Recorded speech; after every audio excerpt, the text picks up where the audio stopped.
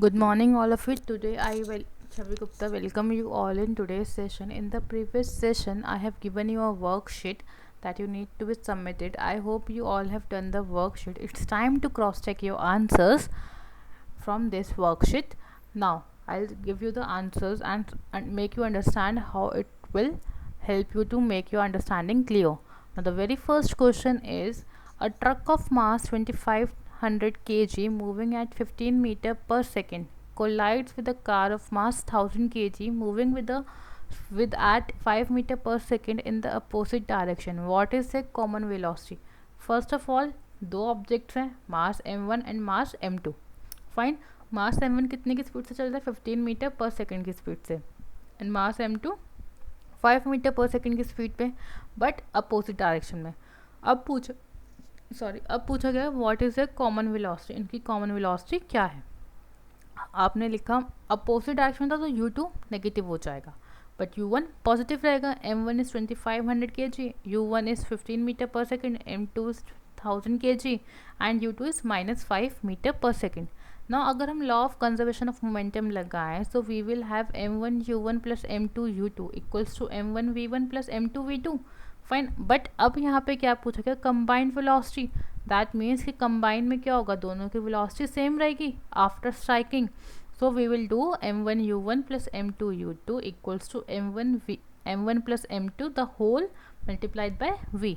Now it's time to put the values.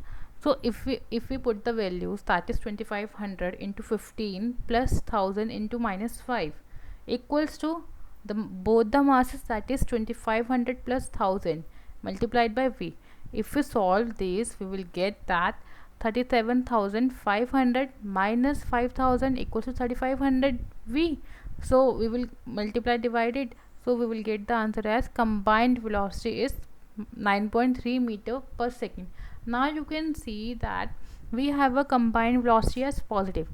So positive sign of v, मतलब final velocity, indicates that the resultant force velocity is in the direction of motion of the track. Means जिस direction में आपका object move कर रहा था या truck था उसी डायरेक्शन में ऑब्जेक्ट मूव कर रहा है after striking. Now the next question is a bullet of mass 20 gram is fired horizontally with the velocity of 150 metre per second from a pistol of mass 2 kg. दो objects हैं, bullet and pistol. Fine. Mass m1 is 20 gram, mass m2 is 2 kg. So you will convert 20 gram into kg. Now bullet कितने की speed से चली? 150 metre per second. Now आपसे पूछा गया what is the recoiling velocity of the pistol, कि pistol कितने velocity से पीछे आई. फाइन. नाउ आपने मास m1 m2 डाल दिया, इनिशियल वेलोसिटी बुलेट की डाल दी, that is bullet u1 and pistol u2 is 0, क्योंकि दोनों रेस्ट पे the final velocity is v1, that is 150 metre per second bullet की, एंड आपने रिकॉइलिंग वेलोसिटी v मान ली पिस्टल की. नाउ अब दोनों ही रेस्ट पर थे स्टार्टिंग में, तो दोनों को आपने ज़ीरो कंसिडर किया, इनिशियल मोमेंटम दोनों का ज़ीरो आएगा. अब अगर आप टोटल कंजर्वेशन ऑफ मोमेंटम लगाएं तो आपको क्या मिलेगा? Total momentum that is 0.02 mass into final velocity of bullet plus mass into final velocity of bullet, sorry pistol. So you will get as 3 plus 2v equals to 0. From there you will get the v as minus 1.5 meter per second. So अगर आप v equals to minus 1.5 meter per second बोलते हैं तो आप recoiling velocity नहीं बोलेंगे, because negative sign का मतलब ये है कि वो रिकॉइल हो रहा है. क्लियर है? बट अगर हम सिर्फ रिकॉइल वर्ड लिखते हैं then we will say it is a 1.5 metre per second. Clear है? तो next question is two balls of the same size but of different materials. दो बॉल्स हैं सेम साइज के बट दोनों का मटेरियल डिफरेंट है. One is your rubber and second is your iron. Kept on the smooth floor, दोनों को आपने smooth floor पर रखा है of a moving train. The breaks are applied suddenly to stop the train. एकदम से आपने ब्रेक्स लगाई तो ट्रेन रुक गई. Will the ball start rolling, क्या बॉल स्टार्ट करेगी मूव करना, रोल करना? If so in which direction, कौन सी direction? Will they move with the same speed, क्या दोनों की स्पीड सेम होगी? येस और no, and then give your reason. When the train is stopped suddenly, एकदम से रुकेगी, then it comes in state of rest, but the balls remain in the state of motion. वही inertia of motion लग रहा है आपका, एकदम से रुकना नहीं चाहती, वो motion में है क्योंकि. So due to inertia of motion the ball moves in the forward direction. दोनों ही बॉल फॉरवर्ड डायरेक्शन में जाएगी। As the balls are of same size, दोनों का मास सेम है, that means their mass will be different. दोनों का mass same है, दोनों ने सेम इनर्शिया लगाया होगा, ठीक है, बट ऑफ डिफरेंट मटेरियल्स। अब कंडीशन क्या है कि एक बॉल रबड़ की थी, एक बॉल आयरन की थी, तो मटेरियल डिफरेंट हो गया, तो उसकी वजह से मास सेम साइज होने के बाद भी मास वेरी कर जाएगा। सो अगर मास वेरी करेगा तो दोनों की स्पीड भी अलग अलग होगी, बिकॉज वी हैव स्टडीड कि इनर्शिया किस पे डिपेंड करता है, directly mass of the object पे। क्लियर है? Now the next question is velocity versus time graph of a ball of mass 50 gram rolling on a concrete wall। दोनों concrete wall पे गिर रहा है, मास 50 ग्राम है। अब आपको निकालना है acceleration and frictional force of the floor on the ball.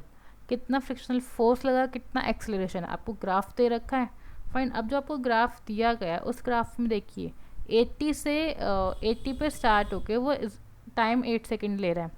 Fine, अगर अब मैं बोलूँ कि 80 से स्टार्ट हुआ है तो फाइनल वेलोसिटी 0 हो गई, टाइम आपका 8 सेकेंड हो गया। फाइन, मास आपका 50 ग्राम है, आप जिसे केजी में कन्वर्ट करेंगे। और एक्सेलरेशन, अब आपसे क्या पूछा गया है, एक्सेलरेशन फ्रिक्शनल फोर्स। एक्सेलरेशन क्या होती है, चेंज इन वेलोसिटी अपॉन में time taken. Fine, change in velocity क्या होगा, v माइनस यू अपॉन में t। So v is your 0 and u is your 80, 0 minus 80 that will give you minus 80 upon में 8, time put कर दिया आपने, that is minus 10 metre per second square. Fine, आपने acceleration निकाली, minus sign means कि वो recoil हो रहा है, मतलब रिटार्डिंग फोर्स है, वहाँ पे रिटार्डेशन हो रही है आपकी। Now what is a force, force is second law of के अकॉर्डिंग आपका फोर्स क्या होता है, मास इनटू एक्सेलरेशन। आपने मास को 50 ग्राम से केजी में कन्वर्ट किया, दैट इज 0.05 kg, इनटू में -10, that will give you force equals to -5 newton. So frictional force क्या होगी, 5 न्यूटन की। अगर फोर्स की बात करूँ तो वो -5 न्यूटन है। क्लियर है यहाँ तक? The next question is a truck of mass m is moved under a force F। एक ट्रक है जिसका मास m है, उस पर फोर्स लग रही है F। If the truck is then loaded with an object equal to the mass of the truck. आपने एक ट्रक के ऊपर एक ऑब्जेक्ट रखा जिसका मास एग्जैक्टली इक्वल है ट्रक के मास से, and the driving force is half, जिसकी वजह से ट्रक की ड्राइविंग फोर्स, मतलब जिस फोर्स से ट्रक मूव करता है वो हाफ होगी, तो एक्सेलरेशन पे क्या इफेक्ट पड़ेगा। क्लियर है? एक्चुअल एक्सेलरेशन देखा जाए तो फोर्स अपॉन में आपका एक्चुअल एक्सेलरेशन क्या होगा, फोर्स अपॉन में m, ये mf लिखा है बेटा गलती से, फोर्स अपॉन में मास आएगा यहाँ पे। क्लियर? क्योंकि आपको पता है F equals to M A होता है, तो फोर्स अपॉन में मास आ जाएगा। ट्रक का मास के ऊपर एक और मास रखा है, दोनों का मास सेम है, तो मास टोटल कितना हो गया ट्रक के ऊपर, 2m, m plus m। Now the driving force is reduce to half, so जो एक्चुअल फोर्स थी उसका हाफ हो जाएगा, f/2 बन गया आपका। क्लियर है? सो जो नया मास के अकॉर्डिंग अगर हम मास लगाए ना तो वो 2m है, और नई फोर्स कितनी है, f/2। एक्सेलरेशन क्या होता है, फोर्स अपॉन में मास, नई एक्सेलरेशन क्या होगी, नया फोर्स अपॉन में नया मास। ठीक है, तो नया फोर्स कितना है आपका, f/2 अपॉन में नया मास क्या है, 2m। क्लियर? आप जब इसको सॉल्व करेंगे you will get new acceleration as 1/4 of a। a is your old acceleration. क्यों, f अपॉन m क्या होता है, एक्सेलरेशन होता है, a होता है। ठीक है, तो that why you will get new acceleration as 1/4 of a। That indicates जो आपकी नई एक्सेलरेशन बनी है वो एक्चुअल वाली एक्सेलरेशन के 1/4 है। क्लियर है यहाँ तक? Now the next question is using second law of motion derive the relation between force and acceleration। आपको फोर्स एंड एक्सेलरेशन के बीच में रिलेशन निकालना है सेकेंड लॉ ऑफ मोशन के according. Now a bullet of 10 gram strikes a sandbag at a speed of 103 meter per second। Fine, gets embedded after traveling a 5 centimetre का distance travel करने के बाद, जिसका बुलेट का मास 10 ग्राम है और स्पीड 103 मीटर पर सेकेंड है, उसके बाद वो रुक जाती है। आपको वहाँ पे फोर्स निकालनी है एंड कितना टाइम लिया गया। First of all you need to derive the relation between force and acceleration.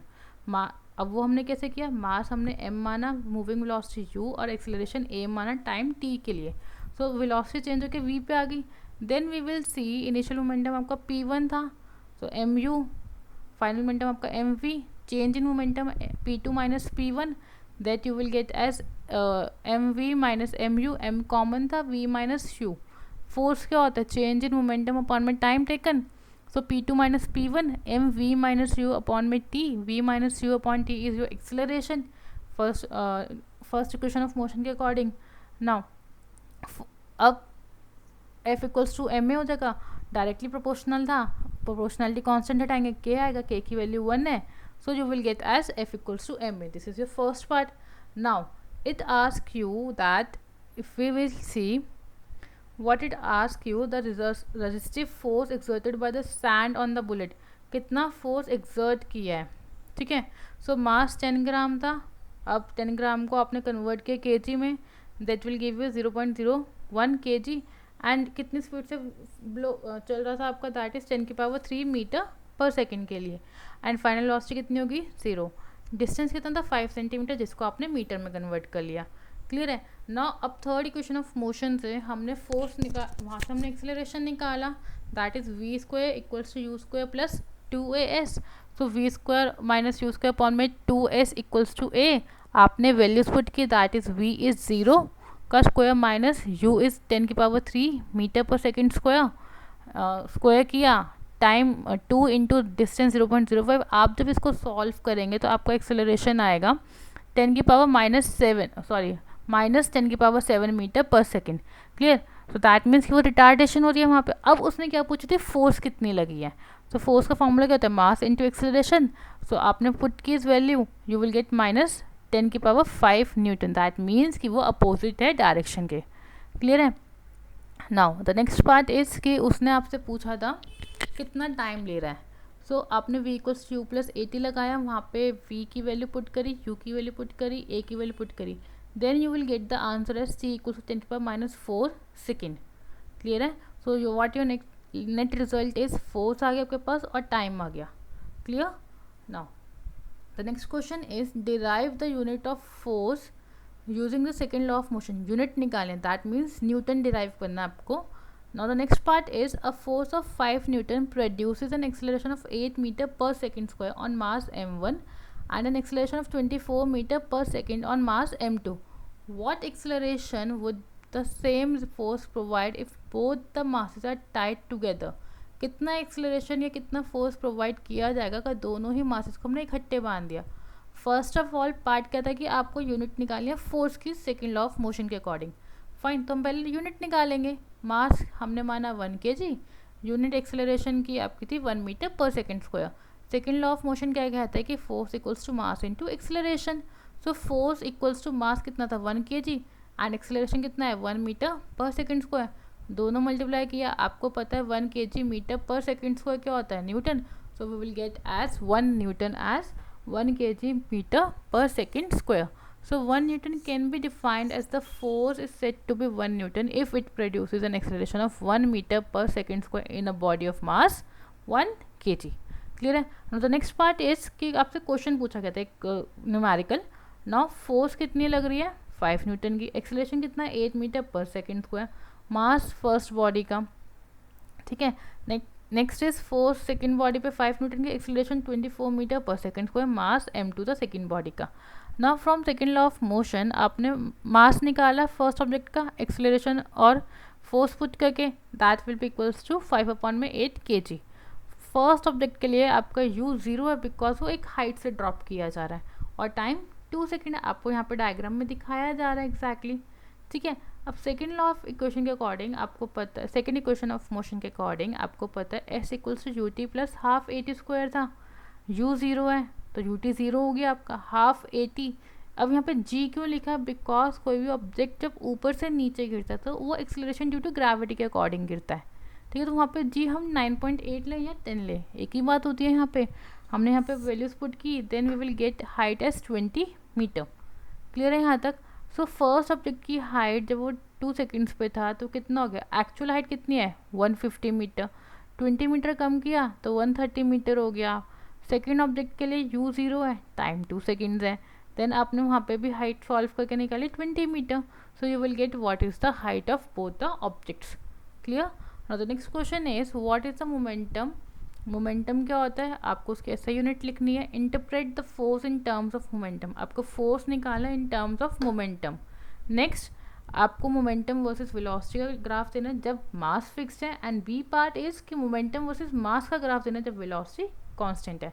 Now momentum क्या होता है, momentum is a linear momentum for moving body is defined as a product of mass and velocity. Momentum mass and velocity का product होता है.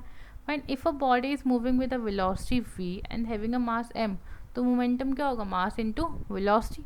अब उसने force के term में मोमेंटम पूछा था आपसे, सो अब मोमेंटम क्या होगा, force equals to change in momentum upon में change in time, that is mass v2 minus v1 upon में टाइम। क्लियर है यहाँ तक? नाउ नेक्स्ट पार्ट इज कि उन्होंने आपसे ग्राफ पूछा था, मोमेंटम वर्सेस वेलोसिटी जब मास कांस्टेंट है एंड मोमेंटम वर्सेस मास जब वेलोसिटी कांस्टेंट है, दोनों ही केस में स्ट्रेट ग्राफ आएगा आपका। क्लियर है यहाँ तक? Okay, that's all for today. Please cross check your answers from the worksheet. Thank you and have a nice day.